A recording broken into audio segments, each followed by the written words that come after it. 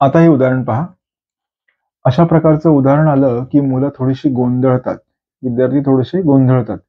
हे नफ्या तोट्याचं उदाहरण आहे. बघा हा, आपल्याला एक तर गोष्ट नक्की माहिती पाहिजे, जेव्हा विक्रीची किंमत जास्त असते, बघा हा, विक्रीची किंमत जास्त असते आणि खरेदीची किंमत कमी असते, तेव्हा नफा होतो. म्हणजे 5 रुपयाची वस्तू घेतली आणि 7 रुपयाला विकली तर काय होईल? 2 रुपये नफा होतो. म्हणजे विक्रीच्या किमतीमधून खरेदीची किंमत वजा केली तर आपल्याला नफ्याची रक्कम मिळते. नफ्याला काही वेळा फायदा असं पण म्हटलेलं आहे. इंग्रजीमध्ये त्याला आपण काय म्हणतो? प्रॉफिट. आता बघूया हा. दिलीपने 35,900 रुपयाला एक मोटारसायकल खरेदी केली. खरेदी कितीला केली? म्हणजे खरेदीची किंमत किती आली?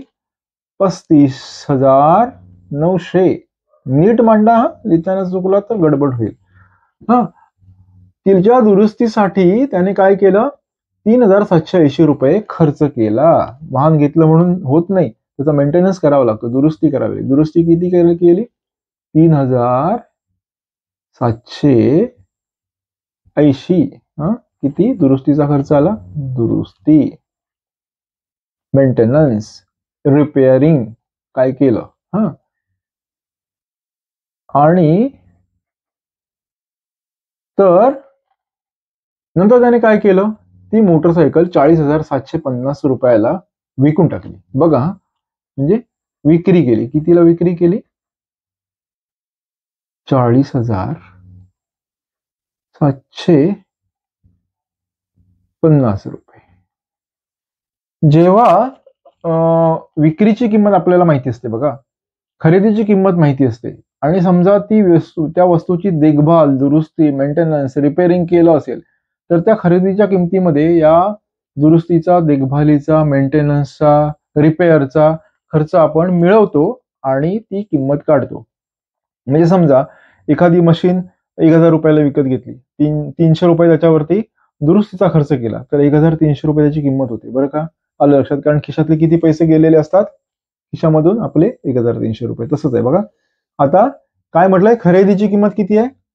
35,900. हा, खरेदीची किंमत किती आहे? 35,900. बरोबर. दुरुस्तीचा खर्च किती आला? दुरुस्तीचा खर्च आला 3,780. 3,780. अतिशय ना अचूकपणे लिहा. आता बेरीज करू आपण. 8, 9 आणि 7 16, 5 3 8 आणि 1 9. 39,680 रुपये काय आला? 39,680 रुपये काय आला? ही मुळात होती खरेदीची किंमत, म्हणजे परचेस कॉस्ट. ह्या मेंटेनन्स कॉस्ट, परचेस कॉस्ट, खरेदीची किंमत, मेंटेनन्स कॉस्ट. आणि ही काय झाली आपल्याला? Total cost. म्हणजे एकूण किती रुपयाला पडली? तर ती पडली आपल्याला, मोटरसायकल दिलीपरावांना कितीला पडली होती? 39,680 रुपयाला. आता त्यांनी काय केलं? त्यांनी ती मोटरसायकल विकून टाकली. किती रुपयाला विकली? 40,750. मग अशी काय म्हटलंय? विक्रीची किंमत किती आहे? 40,750 आणि खरेदीची किंमत किती आहे? 39,680. आता इथे विक्रीची किंमत जास्त आहे, बरोबर, आणि खरेदीची किंमत किती आहे? कमी आहे. त्यामुळे इथे हा खरेदीमध्ये नफा झाला आहे. हे पहिलं अझम्पशन झालं. हे पहिलं आपलं काय झालं? या आपण निष्कर्षाप्रत पोहोचलो की या व्यवहारामध्ये नफा झालेला आहे. मग तो किती आहे? तर नफ्याचं सूत्र काय? नफ्याचं सूत्र असं आहे, नफा बरोबर विक्री वजा खरेदी. नफा बरोबर विक्री वजा खरेदी.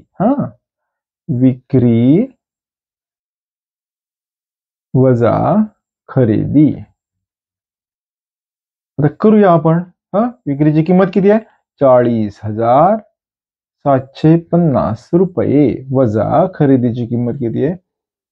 खरेदीची किंमत आहे, खरेदीची टोटल किंमत घ्यायची. आता आपण एकंदर एकूण खरेदीची रक्कम 19,680. आता मात्र वजाबाकी चुकवायची नाही बाळांनो. इथे जर वजाबाकी चुकली तर घात झाला समजायचा. आता आपण वजाबाकी नीट करूया. 40,750 वजा 39,680 80. आता आपण ही वजाबाकी करणार. वजाबाकी तुम्हाला सगळ्यांना ती व्यवस्थित येते. 0 मधून 0 गेलं 0, 15तून 8 गेले 7 आणि 8 15, 7 6 आणि 1 7, 0, 10तून 9 गेला 1 आणि 4तून 4 गेले 0. बेरीज वजाबाकीचा पण सराव ठेवा बाळांनो, यशस्वी व्हाल. आणि किती आली रक्कम? 1070 रुपये. 1070 रुपये काय झाला? नफा किंवा फायदा झाला. म्हणजे ह्या व्यवहारात नफा झालेला आहे, तोटा झालेला नाही, नुकसान झालेलं नाही.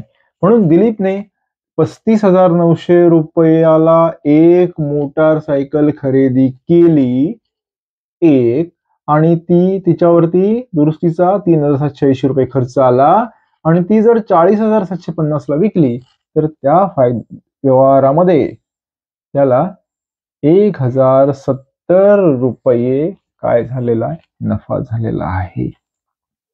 मित्रांनो, आपण जेव्हा मोटारसायकलवरून प्रवासाला जातो तेव्हा आपण शिरस्त्राण घातलं पाहिजे. काय म्हणजे काय? हेल्मेट मात्र अनिवार्यपणे घातलं पाहिजे. आपण वाहतुकीचे नियम कधीही मोडायचे नाहीत. त्यामुळे लक्षात ठेवा, शिरस्त्राण म्हणजे हेल्मेट. एखाद्या परिच्छेदामध्ये असा प्रश्न येऊ शकतो आणि शिरस्त्राण म्हणजे काय अशी तुमच्या मनामध्ये शंका येईल, म्हणून सांगितलं की शिरस्त्राण म्हणजे हेल्मेट. आता हा व्हिडिओ तुम्हाला आवडला असल्यास लाईक करा, शेअर करा, सबस्क्राईब करा आणि आपल्या अधिकाधिक मित्रमैत्रिणींना या व्हिडिओची लिंक फॉरवर्ड करा. आणि तुमच्यापैकी काही जणांनी अजूनही सबस्क्राईब केलं नाही, त्यांनी सबस्क्राईब करा.